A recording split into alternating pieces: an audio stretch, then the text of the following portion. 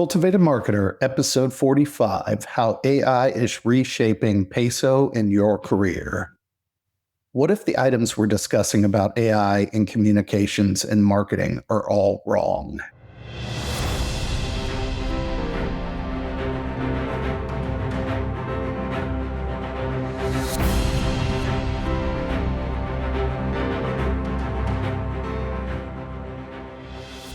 Welcome to CultivatED Marketer, where we talk marketing professional development so your garden of opportunity grows. This is Brent Bowen.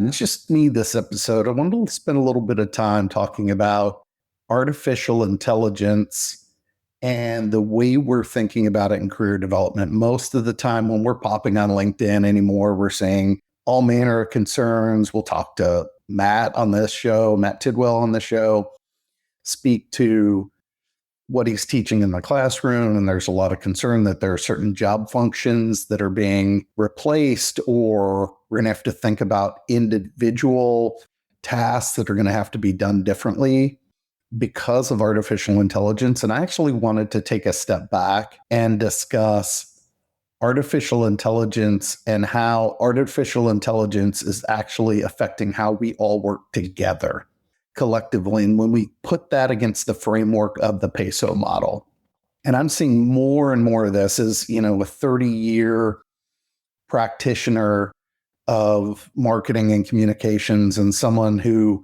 works closely with, and let me step back there, not just a 30-year practitioner, but someone who started his career in public relations and then moved into digital just because I seem to have some aptitude or propensity to not have fear about the newest set of technology in any given time, whether it's marketing automation before we called it marketing automation, or, podcasting and getting into podcasting as a hobby and an interest before it became viable in the workplace. I've moved through each model and had responsibilities in every media pillar along that 30-year career. So as I'm seeing things occur, I'm seeing a significant convergence. And that's the whole point of me talking today. And I think something that we'll look at exploring in future interviews when we have guests on is to talk about how they're seeing the dynamic across marketing teams change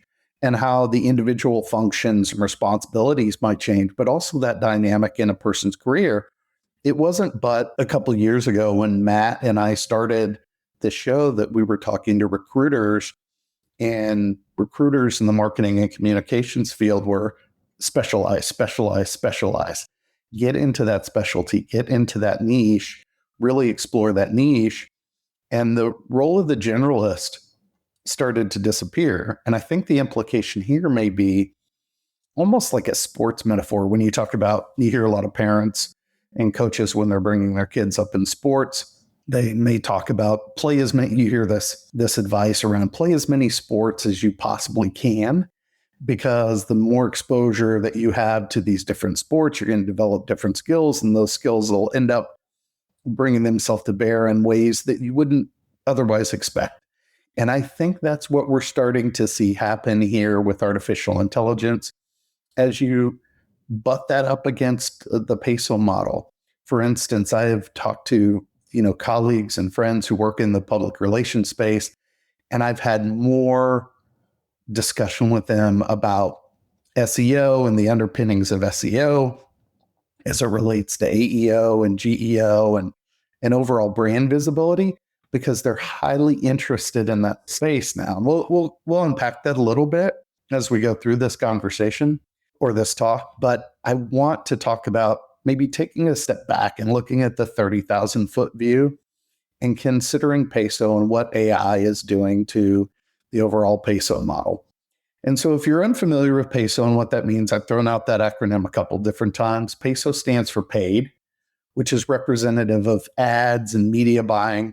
Pretty simple to understand. Earned, you've heard me talk about public relations or PR already. It's really around third-party credibility, third-party discovery. So you have earned media, you have shared, which you can easily equate to community, social media, very common to associate both of those with shared media. And then you have owned. And those are the things that you have the most control over. It's going to be your website, email, content that you generate. AI doesn't replace PESO. So the PESO, again, it's paid, earned, shared, owned, right? And AI doesn't replace that. It can augment that. And it certainly has blurred the lines between items within the PESO model, and the dynamics of each media set or pillar are significantly changing as a result of it. And as we're, a show about communications and marketing professional development, it has implications for all of us as professionals, no matter where we are in our career.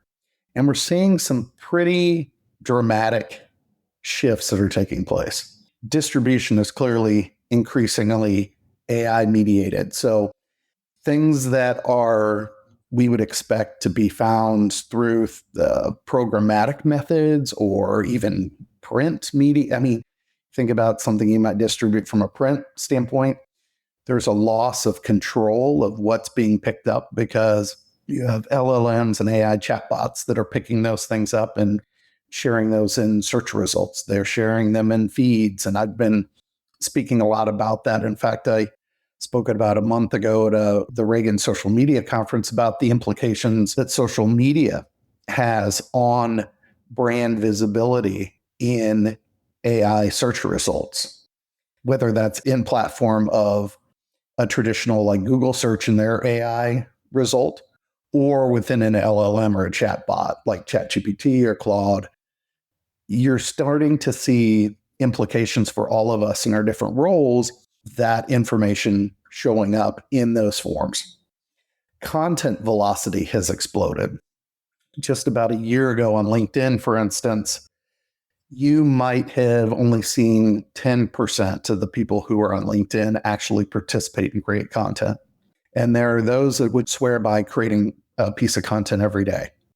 Well, the ability to do that is much easier now that we have generative AI in order to create that content. So content velocity has exploded. And also there's some things that are changing with respect to measurement. Seeing this dramatic shift of measurement starting to become predictive and not reactive.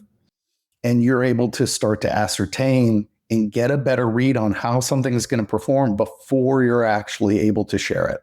So a major, major shift. We're going to talk about each of these media pillars, each of the components. So each component of PESO, so the paid, earned, shared, owned, and break that down just with a couple different implications and things to think about as we're thinking about our careers, right? So we're going to start with paid. And the one thing I would say about paid in particular is paid has really moved from the notion of optimization to autonomy. And what has really changed here is where, and I have a lot of respect for people that are paid practitioners. A lot of times in client engagements, I'll still perform that we take on paid for a client. I will take on that exercise. Historically, there's been a lot of manual intervention, whether it was keyword sourcing, audience building, A/B testing, manual bid adjustments. And if you work in paid, I would contend that, some of the things you would do in Google ads or even Facebook ads look as complicated as what I imagine running a dashboard or looking at what the console would be for a jumbo jet, right? So if you're new to these things, they can be that complicated. And so, as I said, I have a lot of respect for individuals who do paid. But the shift here is, and you still need to understand the concepts that go into it, but the shift is we're moving from a lot of manual intervention into more autonomous systems, right? So what Google's been reporting is that advertisers are using automated bidding and they're seeing 20 to 30% improved performance and conversion value on average versus manual bidding.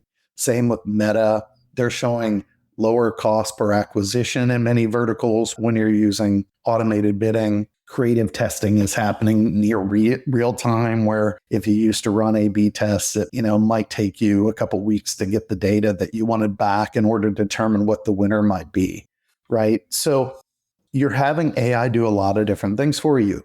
AI is doing dynamic audience construction. They're doing predictive bidding where you were getting some of that data, but it wasn't as on point as what it might be today, right?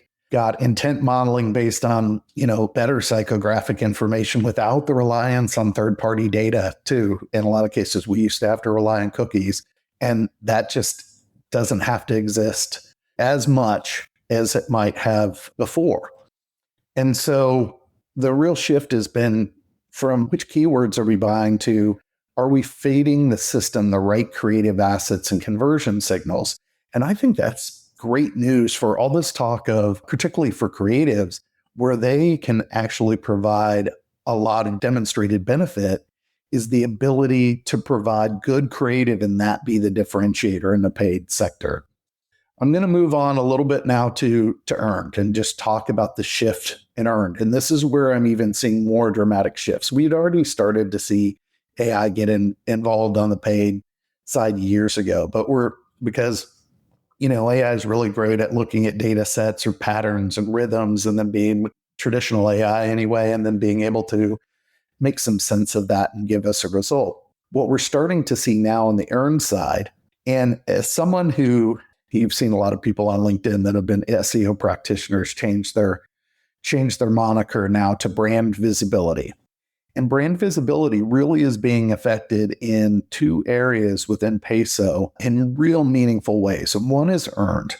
And historically, as you might be working as a PR practitioner and you're trying to get a placement for a brand or for your client, and you might get it in the big time media outlet, and you might get that name mentioned, but there wasn't going to be a link back to your website oftentimes. And in that world, that was nirvana. You wanted that link back to your website, and this would help improve SEO.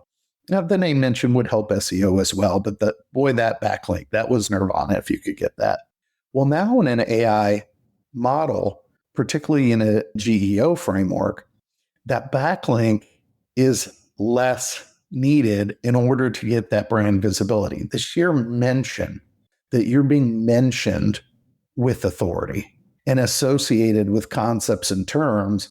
And if the article's structured in any good way, that is going to be very important in that result of having your brand be represented. And that's a major shift. And the other part of this major shift is, and most people don't know this or they don't think about it this way, a lot of people get confused. I actually have a slide where it's, all the Spider-Men pointing at each other and they don't know who's on first, right? All these terms of SEO and AEO and GEO. So I want you to think about it this way. SEO is you wanted to be found on page one. If you were found on page two, you might as well have been toilet paper, right? You really want to be found on page one, because if you weren't found on page one, people weren't going to go to page two. That was SEO. AEO is you want to be the answer, right? You want to be the answer. When somebody asks a question, you want to be the answer. And GEO is really a set of processes, underlying systems, and structure that has you develop authority. And you can then consistently be the answer for a number of things, right?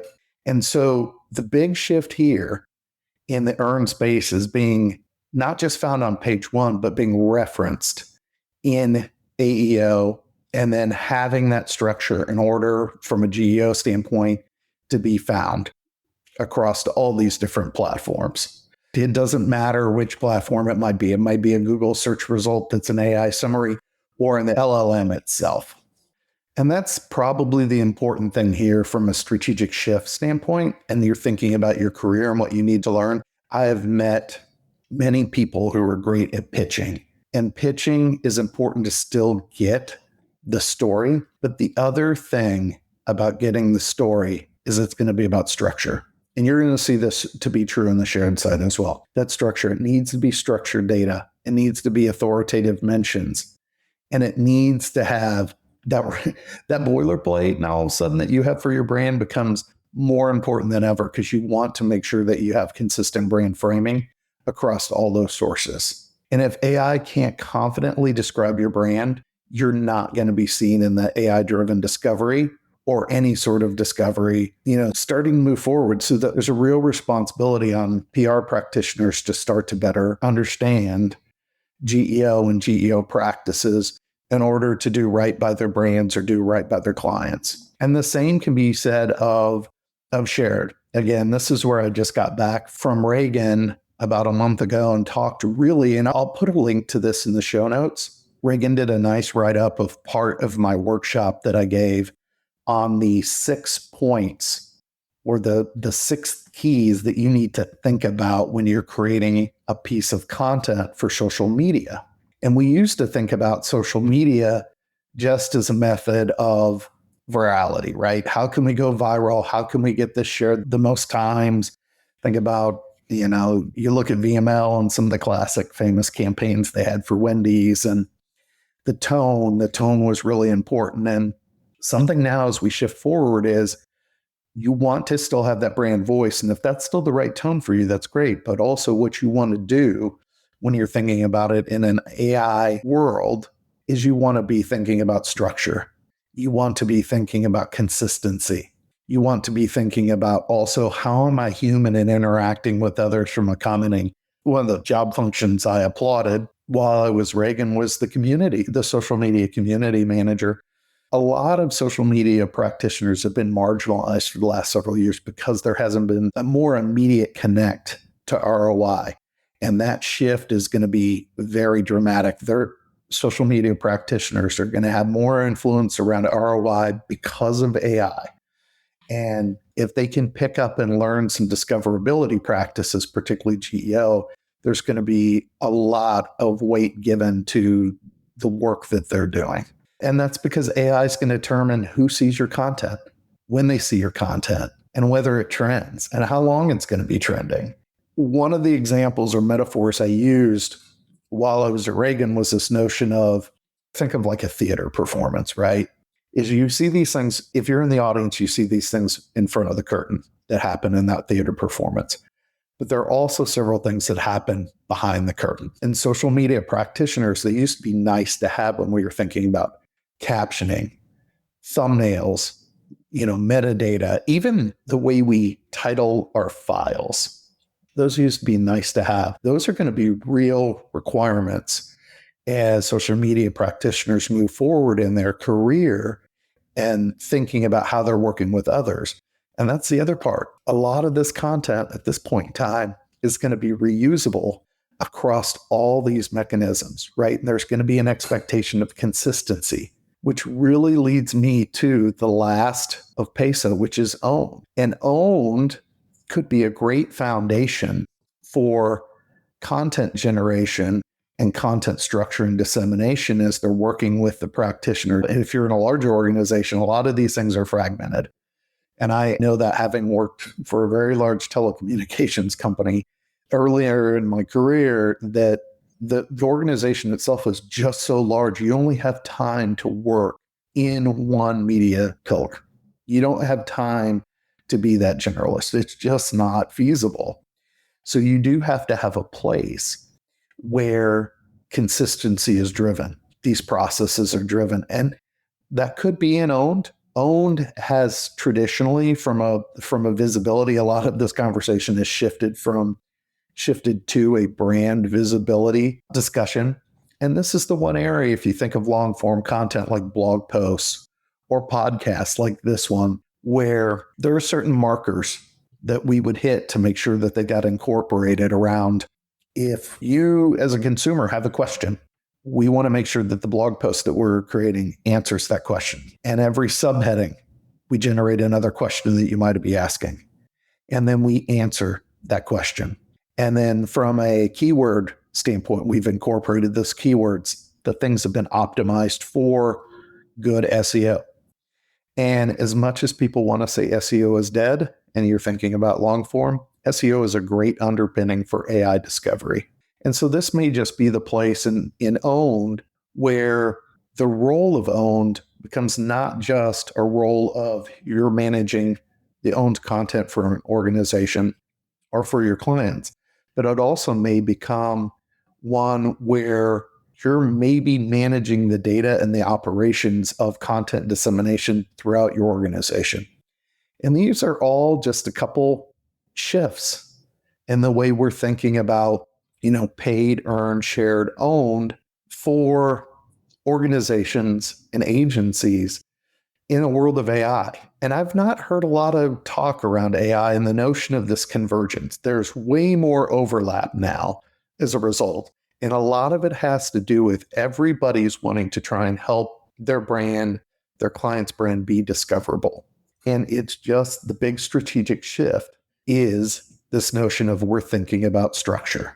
We're thinking about process in a world where we don't get to decide in many cases whether something is showing up. You've got artificial intelligence is deciding where it shows up, and it's collapsing the silos or pillars, silos within organizations potentially, or the pillars where we think about it from this framework. So I hope from this standpoint, this might be instructive for maybe framing or thinking about your career, your role, and think about it in that PESO framework, and also think about how AI, the end result, most C-suite executives, they're thinking about how making money or saving money when they're thinking about your result as a marketer or communications person. And a lot of that leads to brand visibility, and AI is shifting that. And it's not just shifting it from the standpoint of the result, but it's also shifting it from the standpoint of how we work to get that result. So I hope this has been helpful in some regards. I know I've been wanting to speak to this. I've been speaking to it a lot all over the country. I know I'll be speaking about it here in Philadelphia and New York in the coming weeks and months. And I just know it'll be an important foundation as we're proceeding forward with some of our guests and thinking about how it may change our careers.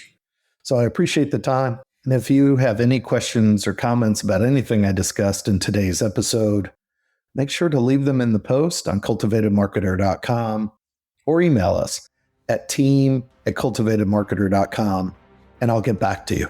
If you found value in today's episode, check us out on our website, CultivatedMarketer.com.